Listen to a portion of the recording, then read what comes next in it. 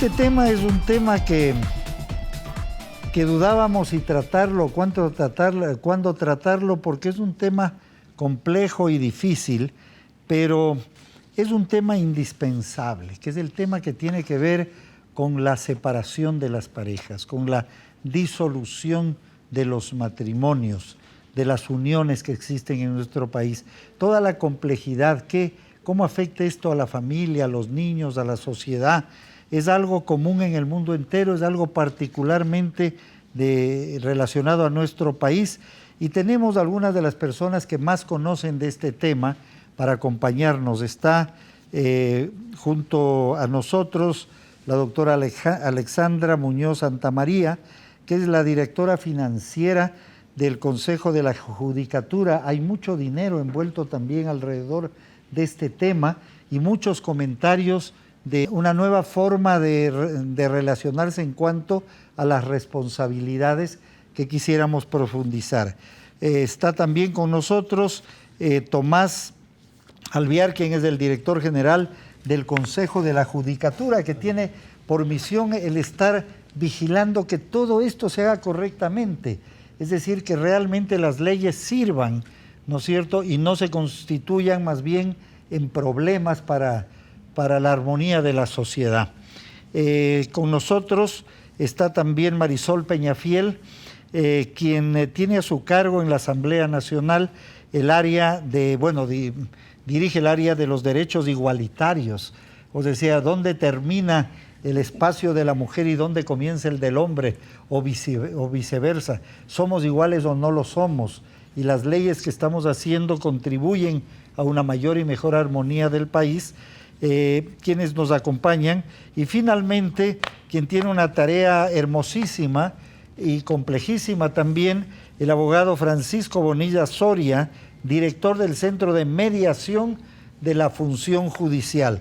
Vamos a comenzar con una canción de una persona que se ha convertido en un símbolo de esta problemática, que es el cantante y una persona muy, muy querida como es Fausto Miño, quien ha pasado personalmente por una situación muy compleja en su relación personal y ha dedicado una canción para resumir gran parte de esta problemática.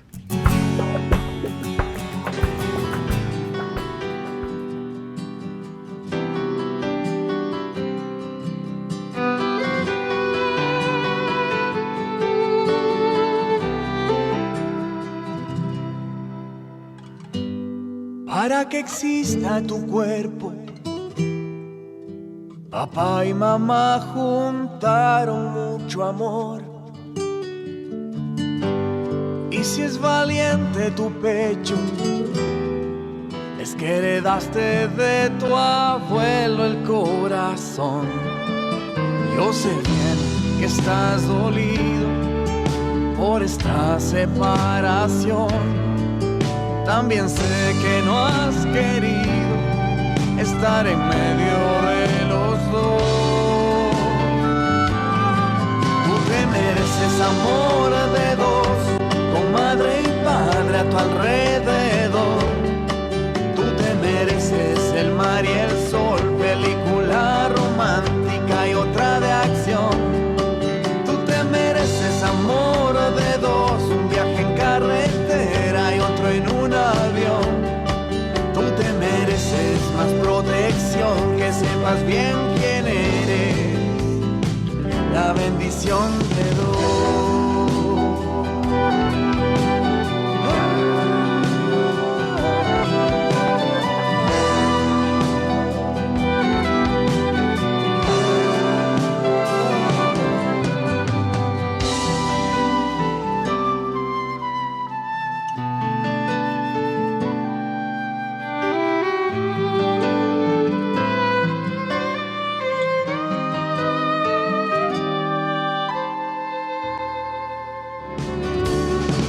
Empezó por un beso, después de unos meses nací.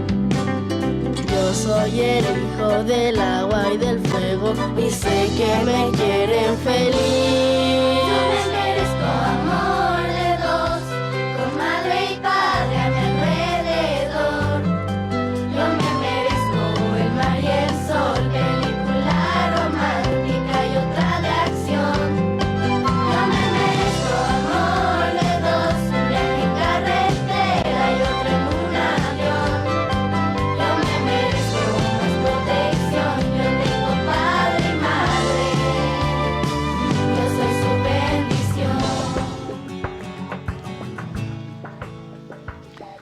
Bueno, como que el amor de dos no está funcionando muy bien en el mundo entero, ¿no? Es un problema de una nueva forma de vivir, de una nueva civilización. Se dice en los Estados Unidos, sé que aquí esto ocurre en muchos lugares también, que el 70% de las personas que se casan terminan prontamente su relación. O sea, 7 de cada 10 personas no terminan bien su relación de amor, su relación de dos. Creo que la canción de Fausto Miño es un buen comienzo para comentar. Ustedes tienen la palabra. Gracias, Freddy. Creo que la oportunidad de abordar un tema tan sensible como este, pero con la seriedad del caso, nos va a permitir educar a quienes nos miran y nos escuchan. En efecto, el tema del amor no es de ahora, ni de antes, ni después. Creo que es un tema de compartir esas responsabilidades dentro del hogar. Y en definitiva, sí, la canción es un tema de reflexión, y no porque un niño se merezca tener el amor de dos. Ese es el derecho que tiene un niño, se merezca o no se merezca. Creo que va mucho más allá de garantizar los derechos de las personas. Cuando hablamos del buen vivir, quienes venimos de los sectores rurales, entendemos y tenemos una cosmovisión muchas veces distinta a la urbana. Para nosotros el buen vivir significa esa relación en familia, entendiendo cuáles son nuestros roles. Y ahí viene un debate mucho más profundo, Freddy. Creo que es esa asignación de roles que nos asignan en forma diferenciada a hombres y mujeres. Y cuando no se entiende esa relación en pareja, hay unos primeros afectados que son los niños, porque nunca estamos pensando en el principio del derecho de ese niño, sino en cómo resolvemos los problemas los grandes. Sí, hay quienes no saben si las leyes ayudan o perjudican más aún las relaciones humanas. ¿Qué opinan de eso? Freddy, gracias. Yo creo que la legislación que tiene el Ecuador es una legislación bastante buena en cuanto a protección de derechos. Lamentablemente, los miedos que se generan los padres respecto de una ruptura de relación y pareja involucra a los menores en un verdadero juego en donde ellos son los perjudicados y pasan a ser, por parte de padre y madre, equívocamente, muchas veces fichas de batallas en donde ellos son los únicos que salen perdiendo. La legislación está preparada para proteger, así está concebida. Es una legislación que sin duda puede seguir avanzando como todas las legislaciones conforme avanzan las sociedades, pero tenemos una legislación que protege, garantiza el derecho de los niños, y también los padres hoy por hoy tienen que ir cambiando esta concepción y entender que el derecho que ellos representan no es suyo, es un derecho que lo representan, es de los niños. Ese derecho, como decía Marisol, ese derecho a tener padre y madre identificados, ese derecho a estar protegidos económicamente por sus padres, y ese derecho a estar afectivamente también protegidos por sus padres. La canción que acabamos de escuchar es muy decidora. Todo parte de una relación de dos. Hay mucho cariño de por medio, pero cuando esto termina, tiene que terminar entre padre y madre, no entre hijos y padres. Bueno, definitivamente sí. Yo creo que la canción conlleva a temas muy importantes, ¿no? O sea, en que el tanto padre como madre comprenda que lo más importante definitivamente es ese bienestar de nuestros hijos, de que realmente uno tiene que poner por fuera ese resentimiento, ese dolor que uno puede sentir en un momento de separación, pero que de alguna manera yo creo que tanto hombre como mujer tiene que mentalizarse acerca de que debemos enfocar ese amor a nuestros hijos y brindarles ese bienestar completo. Entonces, el mensaje de la canción realmente es hermoso, porque indistinto de nuestros problemas que podamos tener como pareja, podemos ser padre y madre, y que realmente ese niño pueda crecer con todo ese amor que realmente se lo merece. Yo creo que el problema también hay que abordarlo desde un aspecto del entorno en el que vivimos y en el que vive la humanidad. La humanidad está señalada por una forma de vivir individualista, donde se privilegia lo material, donde en muchas familias importa el ingreso más que las relaciones, y obviamente estas situaciones hacen que la relación de pareja se desgaste. Cada uno muchas veces tiene un mundo aparte, y el mundo del hogar es un mundo donde también hay que trabajar, estar pendiente. Muchas veces hemos oído hablar que el amor es como una planta, que un día que no la riegas se empieza a marchitar, y esas cosas también hay que toparlas. tiene que ver un punto no material, un punto no legal, es el punto, digamos, de los valores. ¿Y qué valores estamos viviendo en este mundo? Yo creo que en la actualidad, lamentablemente, estamos signados por el materialismo, por el individualismo, y obviamente eso incide en la vida de más de dos. Bueno, y ya que topas el tema de los valores, yo siempre trato de... los presidentes de 33 países, 16 presidentes y delegaciones, fueron el marco maravilloso para el lanzamiento de este libro, que ha sido un gran esfuerzo del Ministerio de Educación con la Secretaría del Buen Vivir y el Ministerio de Cultura, y que esperemos que la Judicatura, que la Asamblea también lo haga suyo. Es el libro de todos los niños sobre los valores y las virtudes. Un periodista me decía en el Azuay precisamente, John, ¿no? Que yo le decía, voy a repetir eso, dice, o sea, ustedes quieren que los niños se conviertan en los mensajeros de los valores.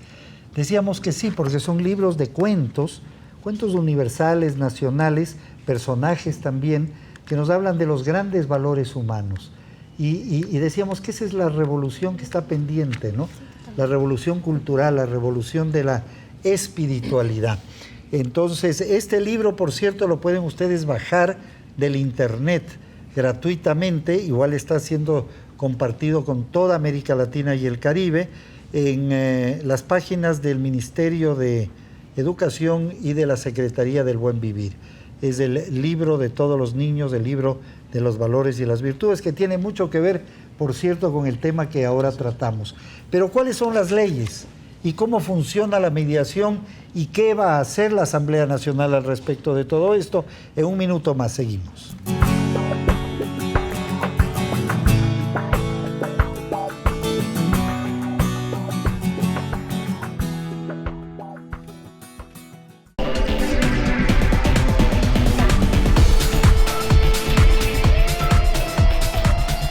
Posiblemente lo que uno dice es que hay que tratar de todas maneras, en todo lo posible, de evitar el conflicto incluso legal, ¿no es cierto? Y si las cosas podemos arreglar como se arreglaban antes, ¿no es cierto? Entre amigos, entre familia, entre cada uno poniendo lo suyo. Toda esta nueva tarea de la mediación que antes no existía en nuestro país, ¿cómo funciona? ¿Qué pasa? Una pareja llega a un momento en que ya es insostenible la relación. ¿Qué pueden hacer ustedes? Bueno, la mediación se funda principalmente en la posibilidad de resolver los conflictos dialogando. Y dialogar supone no solamente hablar ni reclamar, supone sobre todo deponer situaciones que nos bloquean y tratar de identificar efectivamente cuál es la razón que nos lleva a sentarnos a dialogar. Normalmente en el tema de separación de padres, el motivo de la mediación es la situación y los derechos de los hijos. Es decir, en la mediación, en el centro de mediación de la función judicial se resuelven problemas jurídicos. Y los problemas jurídicos que se resuelven, sobre todo, son los temas atinentes a los derechos de los hijos. Y el ejercicio que se realiza es básicamente el encuadrar al padre y a la madre que están en disputa a eso, a que ellos identifiquen que más allá de su conflicto conyugal, de pareja, están los derechos de los niños. Y entonces el primer ejercicio está en identificar eso, y eso les permite deponer su condición de contrincantes en una mesa y enfocarse efectivamente en la situación de los niños, que en definitiva supone un regreso que es beneficioso para ellos también. Cuando ellos se enfocan en el bienestar, ellos también empiezan a cambiar el enfoque y desaparece el conflicto. Es decir, ¿dónde y cuándo? ¿A dónde van?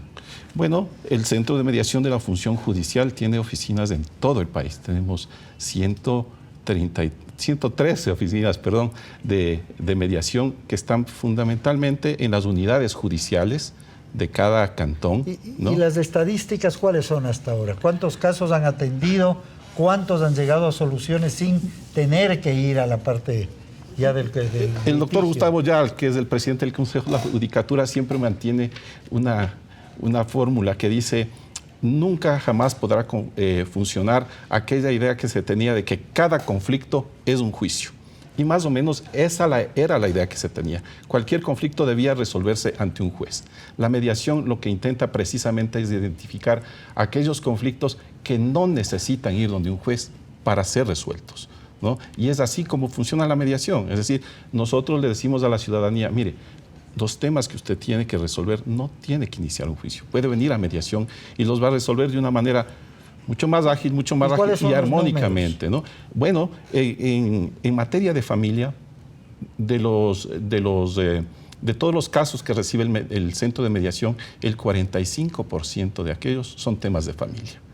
De familia. Y de ese 45%, ¿cuántos llegan a un acuerdo? De ese 45%, el 86.97 llegan a un acuerdo. Ay, es decir, maravilla. de cada 100... O sea, 9 de cada 10 casos... Prácticamente se resuelve. La cifra exacta es 86.69. Claro, ¿sí? claro. Pero eso quiere decir que casi 87 casos de cada 100 llegan a un acuerdo. Lo beneficioso de esto es que cuando usted llega a un acuerdo, usted está satisfecho con aquello que arregló. Y usted se va feliz con aquello que consiguió. ¿Qué hacemos en la Asamblea? Bueno, creo que estamos, prueba de que estamos por el camino correcto es la eficacia como está funcionando el aparato de justicia como operadores y cumplimiento de la norma. Si bien es cierto, en el 2003 se aprobó un Código de Niñez y Adolescencia que cambia el sentido bajo el sistema de protección integral, porque eso es fundamental reconocer. A partir de la aprobación de la Constitución del 2008, creo que es un nuevo parámetro. En el 2008 nosotros partimos de que nuestro centro de atención es el ser humano. Establecimos como grupos de atención prioritaria, cambiamos ese viejo concepto de decir que son los grupos vulnerados. Por supuesto, vulnerados por estados que no priorizaron una política pública integral sobre estos temas que no dan votos, porque crean conflictos. Porque cuando usted se mete en la vida de la gente, no le va a dar retribución de votos. ¿Qué hemos hecho?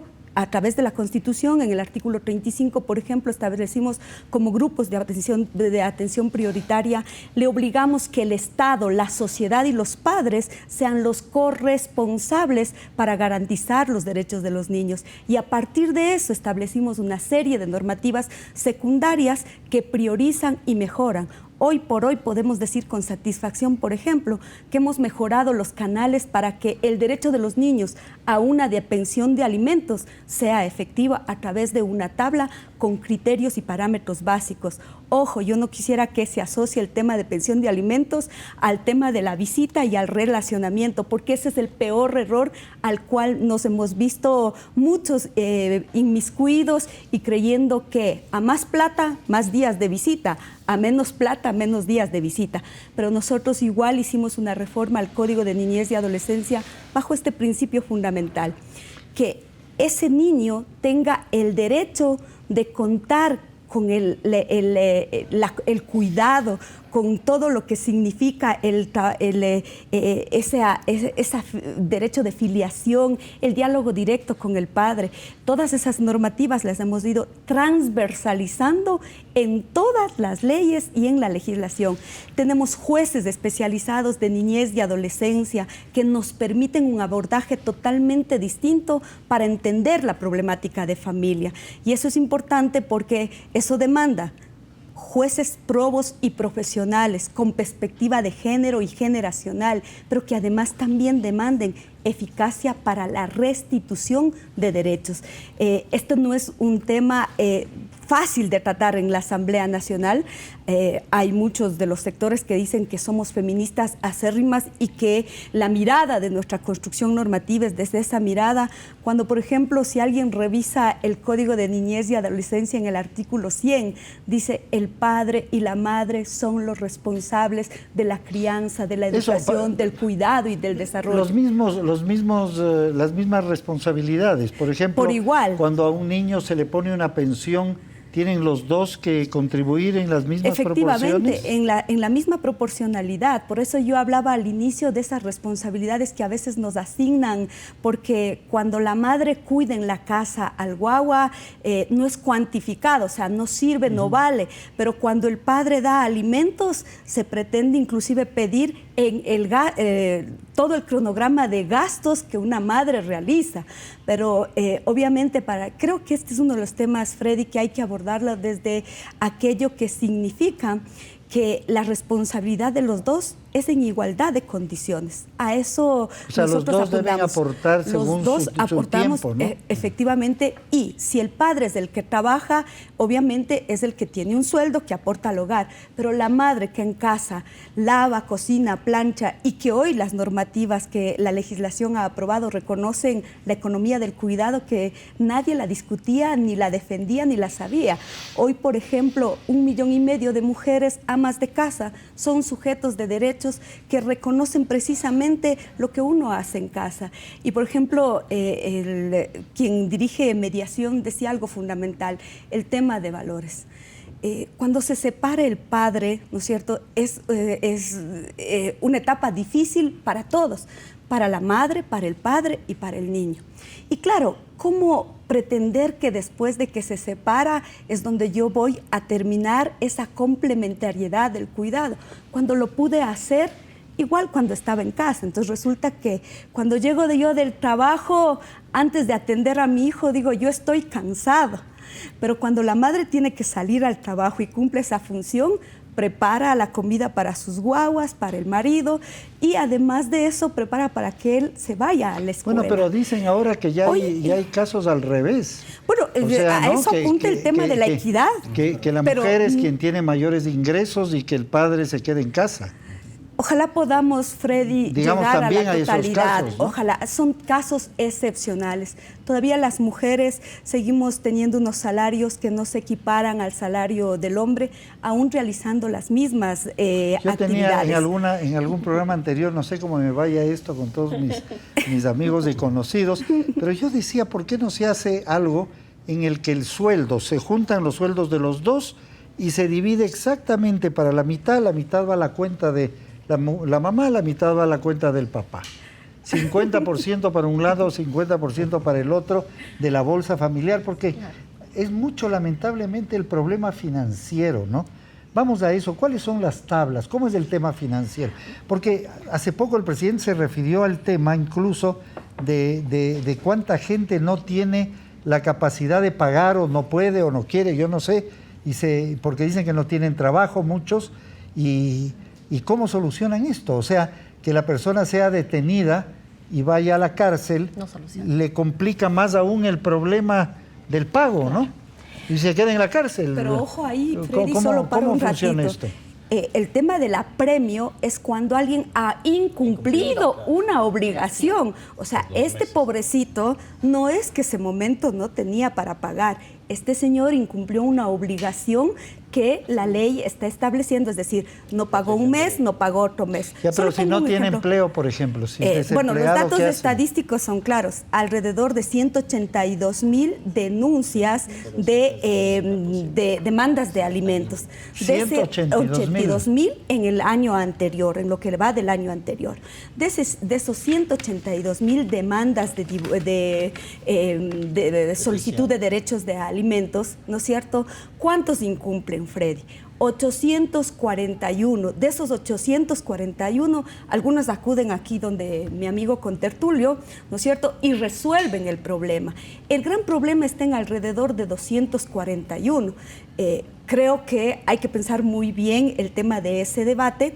El apremio personal no es que es un tema de un delito o es una sanción punitiva. No hay que confundir eso. El apremio es por el no cumplimiento de una responsabilidad que significa la prestación de alimentos. Pero veamos cuánto es lo que se debe aportar, cuáles son los números, cuánto significa esto en volumen, cómo se maneja este hecho a nivel financiero enseguida. Y te queremos agradecer muchísimo, Marisol, por tu contribución. Yo creo que es fundamental el tratar este tema. Sin este tema es muy difícil hablar del buen vivir.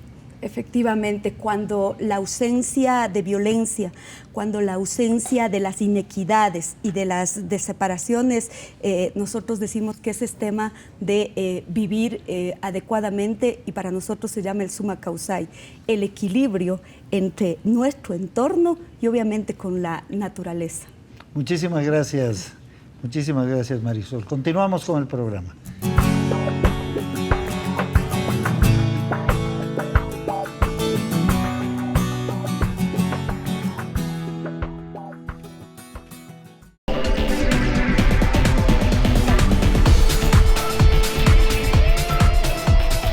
Bueno, agradecemos muchísimo a Marisol por su contribución a este tema tan importante y damos la bienvenida a Gonzalo Rodríguez Espíndola.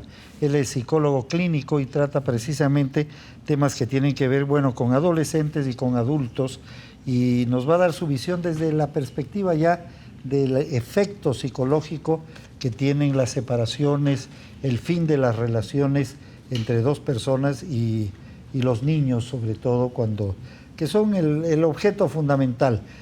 Hay una carta que un niño escribe a sus padres.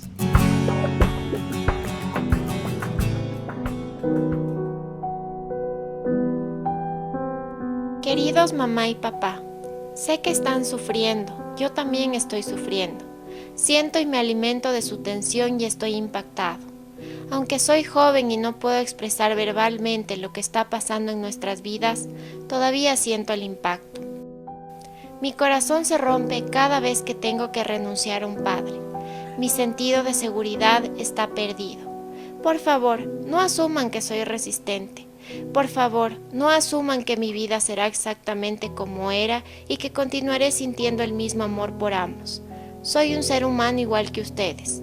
Mis necesidades son como las de ustedes. Necesito amor, atención, crianza, estabilidad, consistencia, afecto, entendimiento, paciencia y sobre todo, ser querido. Cuando pelean por mí o me ponen en la mitad de su discusión, me están mandando el mensaje de que ganar entre ustedes es más importante que mi vida. Estoy aprendiendo de ustedes que es mejor estar en lo cierto que ser amado. Me están enseñando que vengo de una persona que no es querida y está equivocada, y que en cierta forma estoy mal yo también. Cuando pueden encontrar el dolor sordo que han almacenado en su corazón y en el mío, robándome mi infancia, me están quitando el creer que el amor es incondicional, y lo reemplaza con un mensaje que dice que me convierta en insensible y no amar, porque voy a ser herido y sin tener la posibilidad de recuperarme.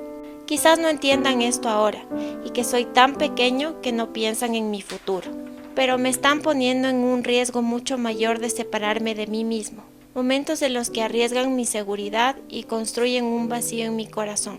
Mi seguridad es su trabajo. Sin ustedes y sin su protección estoy sin escudos frente al mundo, porque permaneceré en un estado de luchar o volar por el resto de mi vida. Algún día este shock inicial se disipará, pero el cómo eligieron ser mis padres a través de esta crisis nunca se disipará. Tendré una cicatriz en mi corazón como un mensaje que se descifra. Las cosas buenas le pasan a gente buena. Yo debo haber sido malo. Atentamente, el hijo del divorcio. ¿Qué sucede en esto, Gonzalo?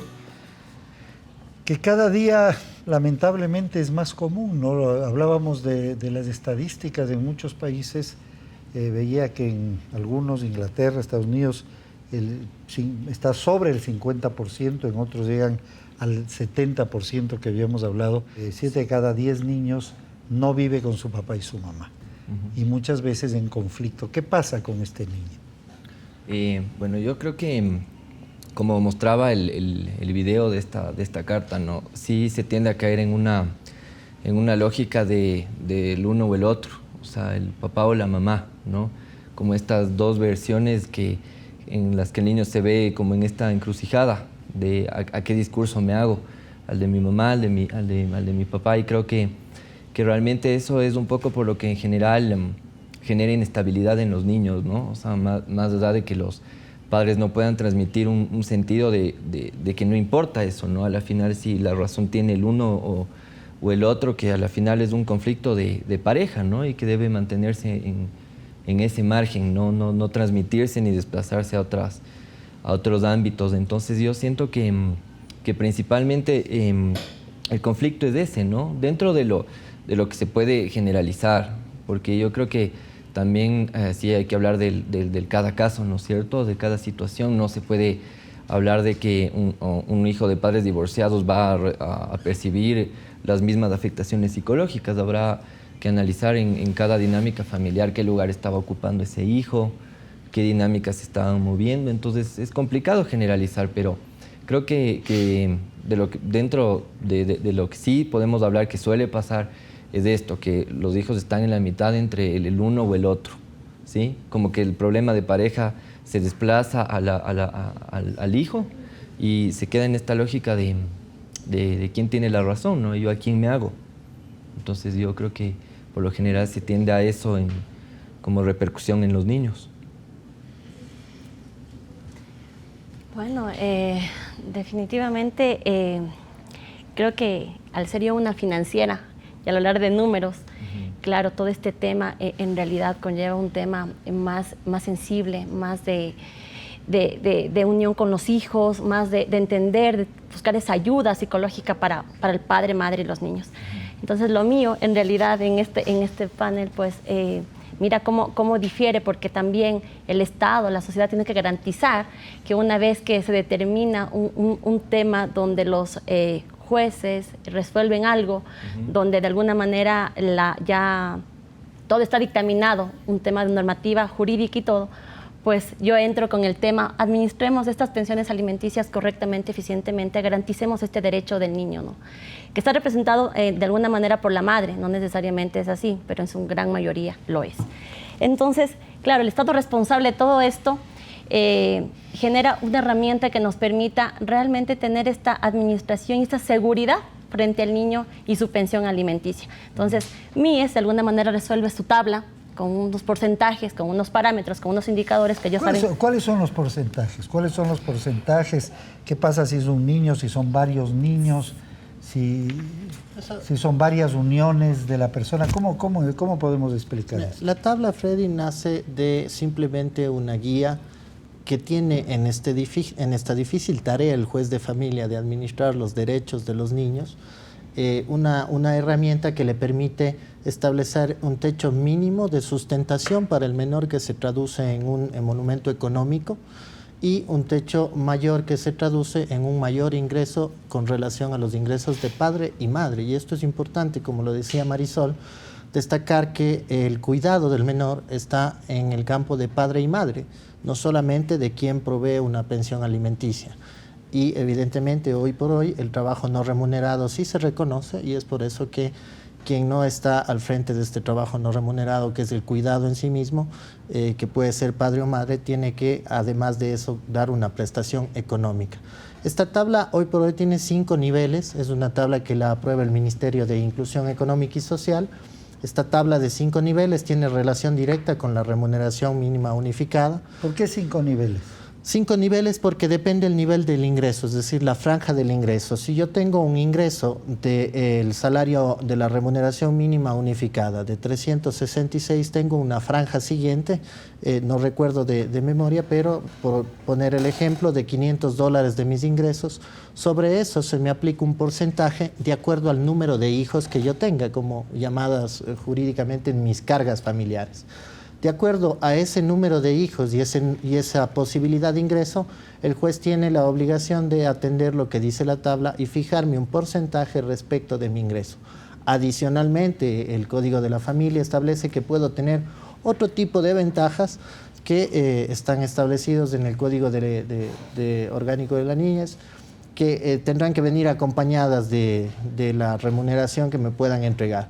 Lo que el Consejo de la Judicatura ha hecho es desarrollar una herramienta para que todos los depósitos que se hacen a través de una entidad financiera respecto de estos pagos estén debidamente canalizados, facilitando a padre y madre el cumplir por un lado con su derecho y atender el derecho del menor, es decir, dándoles más puntos de acceso y todo, que es un desarrollo que se ha hecho. Podríamos decir que, como nos decía, me asombró en el caso por lo menos de las mediaciones, 53% son de origen familiar.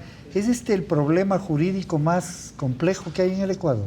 Freddy, es así, tenemos entre el 30 y 35% de nuestra carga procesal en todo el sistema de justicia es relacionado con los temas de familia y principalmente con el derecho de alimentos. ¿Ese es el mayor porcentaje o hay otros que son? No, este es como materia individual, nuestra mayor carga es el tema de familia realmente. Es decir, el mayor número de jueces para atención lo tenemos y lo hacemos en los juzgados de familia, niñez y adolescencia. Hay quienes dicen que muchos jóvenes ya desisten incluso del matrimonio o de las uniones, o incluso hay un problema no solo de Ecuador, del mundo, que dicen no voy a tener hijos. no solo porque la vida es muy difícil, porque se va a acabar el mundo, qué sé yo, pero también por una gran preocupación sobre el tema económico en relación a esto y las responsabilidades. ¿Cuáles son los números que tú manejas? Sí, eso me gustaría, Alexandra, mucho explicar. En realidad, como mencionaba, el Consejo de la Judicatura desarrolló una herramienta informática que te permite que realmente esta administración correcta, eficiente de las pensiones alimenticias. Entonces, una vez que se encuentra dictaminada un tema de pensión alimenticia, interviene el SUPA. Es un sistema único de pensiones alimenticias con el fin de garantizar, de alguna manera, la recaudación efectiva de esta pensión alimenticia por parte del alimentante y que llegue directamente a una cuenta de ahorros de la beneficiaria, en este caso la madre, que comúnmente lo es. Entonces, este sistema se desarrolló por varios motivos. Uno, en todo el país existía un tema de dispersión de información en cuanto a la pensión alimenticia. Entonces teníamos 5 provincias que no tenían ningún sistema, no tenían ningún manejo, sencillamente existía un tema de manejo prácticamente manual. Entonces hacían estos pagos que de alguna manera no eran ni transparentes, ¿no? Porque se podrían entregar estos dineros en un juzgado, en una unidad judicial o algo. pues ahora se da en esa institución y la institución es quien entrega a la madre. Correcto. Entonces, este sistema que desarrolla un tema en 2 fases. Una de recaudación a través de nuestros aliados estratégicos como son Banco del Pacífico, Banco Nacional de Fomento, cooperativas, ahora se incluyen a las cooperativas. Y a la madre le damos este beneficio de, por favor, usted en la cuenta de ahorros o corriente que usted elija, de cualquier banco del sistema financiero nacional. Entonces, involucra esto, involucra también el cumplimiento normativo al respecto, porque mira que antes la indexación automática no se le realizaba. Si era un tema manual, era complicado para el juez dictaminar indexaciones individuales a cada una de las causas. Entonces, el sistema ahora lo hace de manera automática. Esta indexación es otra cosa que este porcentaje de inflación que se incrementa cada año. También te garantiza el tema de que si el padre o madre que tiene que pagar una pensión alimenticia no lo realiza dentro de los 5 primeros días de cada mes, pues se genera un tema de interés. Entonces eso también es otro tema que involucra el proyecto en el tema financiero al respecto.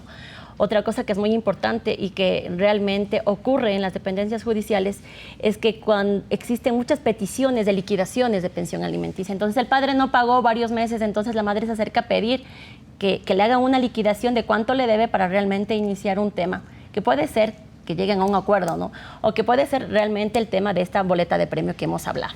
Vamos a hacer nuestro último corte comercial para tratar los últimos puntos ya, recomendaciones concretas para quienes están atravesando estos problemas. Quisiéramos también saber cuál es el volumen, o sea, cuántos ecuatorianos están en este conflicto, cuánto dinero significa esto, qué sucede si la madre y el padre trabajan, quién es el que da el pago, si los dos son los que tienen recursos. Todos estos temas son muy importantes.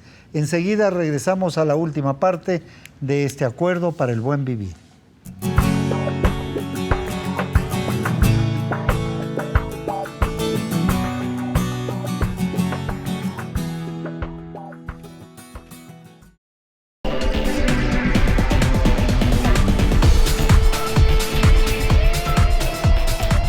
Tenemos un tema que es importante conocer, es decir, el volumen de estos conflictos, es decir, cuántos casos hay actualmente en el país que están con el tema de los alimentos y del pago obligado a una de las partes.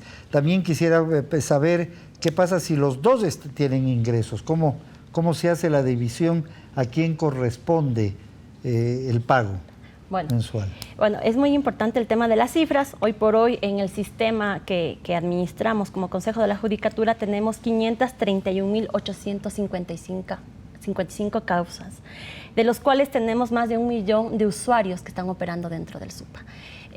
Más de 4.000 empresas privadas e instituciones públicas que operan a través de este proceso, porque recuerda que no como solamente... 500.000 casos, o sea, 1 millón de personas. Claro. Más de 1 millón de personas están... Claro, padre y madre con el problema de una pensión alimenticia. Y realmente más de 531 la cantidad es uno de los grandes problemas nacionales. Pero por supuesto, ¿no?, que sí. Y de hecho es por eso esta responsabilidad también en cuanto al manejo financiero. Mira que en apenas este primer trimestre de operación del SUPA hemos realmente recaudado y pagado más de 110 millones de dólares en un trimestre.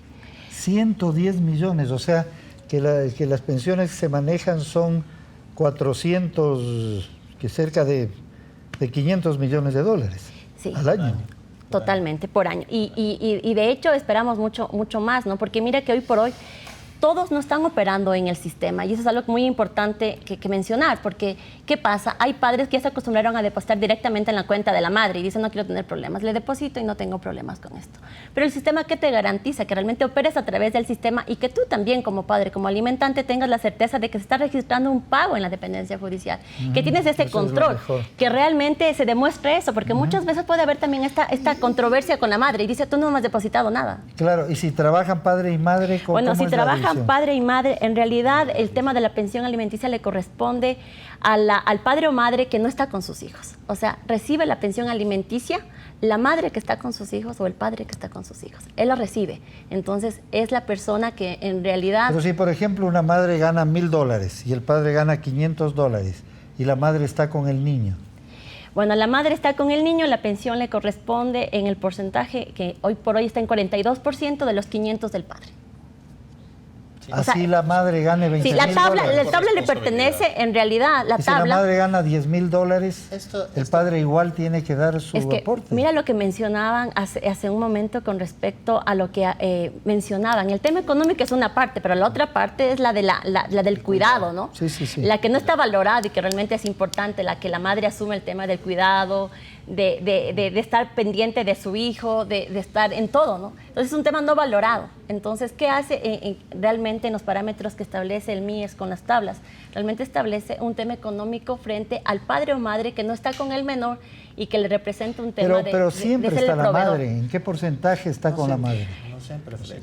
¿Qué porcentaje tiene? No sé si hablar de porcentajes, pero efectivamente la diferencia sigue siendo Más del madres. Sí, la gran 90%. mayoría de madres se ocupan del cuidado de los niños, pero también hay los casos que son al revés, es decir, que padres han asumido el cuidado de los niños y que la madre es quien trabaja. La madre es quien provee al hogar y obviamente está bien. Cuando estamos hablando de una sociedad igualitaria, es correcto. Tenemos que verlo como algo normal, no como algo anormal. Y obviamente debería ser una tendencia de que puede crecer y eso no significa que en este caso el varón está dejando de cumplir su rol o que la mujer está dejando de cumplir su rol. Simplemente son acuerdos familiares en función de las circunstancias que cada familia vive, pero lo que permiten fundamentalmente es asumir la responsabilidad respecto del desarrollo integral de los hijos y de las hijas. Y el número de hijos, por ejemplo, si una persona tiene varios matrimonios o varias uniones y tiene, no sé, 2, 3 hijos en una reunión, o un hijo en otra y 2 hijos en otra, ¿cómo se hace? Esto es valorado por los jueces al momento de fijar la pensión definitiva, ¿no? La pensión provisional al momento de presentar la demanda es fijada en relación a la tabla sin considerar el número de hijos que exista, pero ya para definir de manera judicial el valor definitivo de la pensión de alimentos, las y los jueces tienen que valorar todo aquello y que viene en relación de la remuneración, el número de cargas familiares que tiene. Cargas familiares son los niños. Los otros hijos, que puede ser de una o varias uniones de pareja, y también su remuneración al final del día. La pregunta es si es que tiene un hijo con una persona, 2 hijos con otra persona, 3 hijos con otra, ¿cómo se hace la división? Esta persona ¿Cada niño recibe lo mismo? ¿El mismo porcentaje del total? Cada niño recibe en porcentajes iguales de acuerdo a la remuneración del padre o madre que está obligado a entregar el alimento. Es decir... o sea, si la persona, como decías, la mayoría es entre $200 y $300. $300, De los $300, si son 6 niños, tocaría 50 cada uno. A promedio, más o menos. Si es que es un solo niño, tocaría $300 los $300 a un para solo el menor. niño. Sí, los $300 yo creo al que menor. este tema de las pensiones tiene connotaciones que van más allá únicamente de lo económico. Y a mí me da la impresión de que hasta ahora se había manejado un discurso desde lo legal, desde lo estatal también, en donde el padre tenía esta función únicamente como de proveedor, ¿no es cierto? O sea, es el que tiene que pagar la pensión. Y si paga o no paga, pues es el bueno o el malo. Y me parece muy interesante estas alternativas que se están brindando desde la mediación, desde la asamblea igual, como para un poco tomar en cuenta esto, ¿no? O sea, de que sería importante que en los procesos de mediación que se deben también no se maneje únicamente un tema de si va a pagar o no, sino de un poco implicar a los papás en el rol de padres, ¿no? O sea, creo que todos estos procesos sí deben apuntar a recuperar la figura del padre, ¿sí? Creo que sí se cayó en un tema de esto, de ser únicamente el proveedor, de que la mamá es esta víctima de esta persona que se divorcia y que se va, y no me parece como necesariamente a lo que se debe llegar, ¿no? Entonces sí creo que en todos estos discursos, sobre todo desde la mediación, sí sería importante que se refuerce esto. O sea, ¿qué pasa con la ausencia del padre en la vida del niño, ¿no? Yo creo, Freddy, que esto es muy importante desde un punto de vista. La ley del Código Orgánico de la Niñez y Adolescencia trae derechos para el niño. Para los padres, en realidad, solamente trae obligaciones. La obligación de alimentarlo, la obligación de cuidarlo, la obligación de protegerlo. Y todavía se piensa que es el padre el que tiene derecho a la visita. No es el padre, es el niño el que tiene derecho, y el padre tiene la obligación de visitarlo a él para estar presente, para que se ejerza presencia paterna o materna. En este sentido, debemos dejar efectivamente de pensar que toda una relación de pareja, cuando ésta termina, se debe traducir en un dinero para entregar para el niño. El niño es el que tiene derechos, esencialmente el menor. La ley protege esencialmente al menor. Y padre y madre, respecto de ese menor, solo y exclusivamente tienen obligaciones. Y es muy importante. ¿Y cómo se decide si el niño va con el padre o la madre? ¿Cuál es el normalmente criterio? El criterio es un criterio que en la parte, digamos, contenciosa la decide el juez en función de las, digamos, del entorno, de las pruebas, de la situación que vive esa familia. En el caso de mediación se resuelve en función de un acuerdo que va más allá de la valoración de una prueba, sino que va más profundo a la evaluación de la situación. ¿Cuáles son esos acuerdos? Digamos, el acuerdo más común. El acuerdo, como dice Tomás y como dice Gonzalo, lo importante de aquí es no ver el tema solamente como un conflicto jurídico, mecánico, sino como un tema humano, de familia además. Y en ese sentido, como les mencionaba hace un momento, el enfoque debe variar hacia efectivamente el desarrollo integral del niño, de la niña. Y en función de eso, tomar decisiones, discutir alternativas. Y eso es lo que hacen los padres y las madres de mediación. Ver lo que es más conveniente para los hijos, no necesariamente para ellos, pero sí necesariamente para ellos también, porque es una relación de tres partes, ¿no? Entonces, el acuerdo básicamente tiene como objetivo ver eso, analizar qué es lo mejor para el niño, la niña, qué es lo mejor para nosotros. Y en esos momentos se puede efectivamente fijar el régimen de visitas, fijar el monto de pensiones, subir el monto de pensiones, disminuir el monto de pensiones, todo en función de lo que se denomina el interés superior. ¿Qué sucede si es que desaparece el padre o la madre por X razón? ¿Qué sucede? Bueno, lamentablemente o jurídicamente va a quedar establecida una obligación pendiente en la parte jurídica, y en el campo afectivo, pues evidentemente vamos a tener esa falta, esa ausencia y esa desprotección del menor, ¿no? Como repito nuevamente, Freddy, aquí la norma está pensada en virtud de los derechos de los niños, de esa protección integral que debe tener el menor. Pero si la madre, por ejemplo, tiene un niño, el padre se muere o el padre se va. Bueno, es distinto. Si el padre no está, o al revés, no está por decisión propia afrontando su situación o su obligación frente al menor, existe en la norma la posibilidad de solicitar que se cumpla de manera subsidiaria esta obligación por hermanos del obligado o padres del obligado, que hoy por hoy, ventajosamente, ya esto se ha entendido y ha quedado claro que el apremio personal solamente es para el obligado principal, es decir, el abuelo ya no iría preso por una deuda de pensión alimenticia, ni el tío tampoco. Lo que hay que recordar es que aquí hay una subsidiariedad de manera familiar hacia los abuelos o los tíos, justamente porque hay un menor desprotegido que necesita tener este alimento. Si es que el padre lamentablemente falleció y no es una decisión de él no prestar su obligación, ya no existe esta obligación subsidiaria, se va perdiendo porque el padre no es que no lo quiere entregar, sino imposibilitado de entregarlo, ¿no? De todas maneras, hay un detalle ahí, ¿no? Que dice Tomás, pero además nuestra Constitución establece que los responsables por el desarrollo de los niños, niñas y adolescentes son el Estado, la sociedad y la familia. Es decir, hay varios espacios de responsabilidad.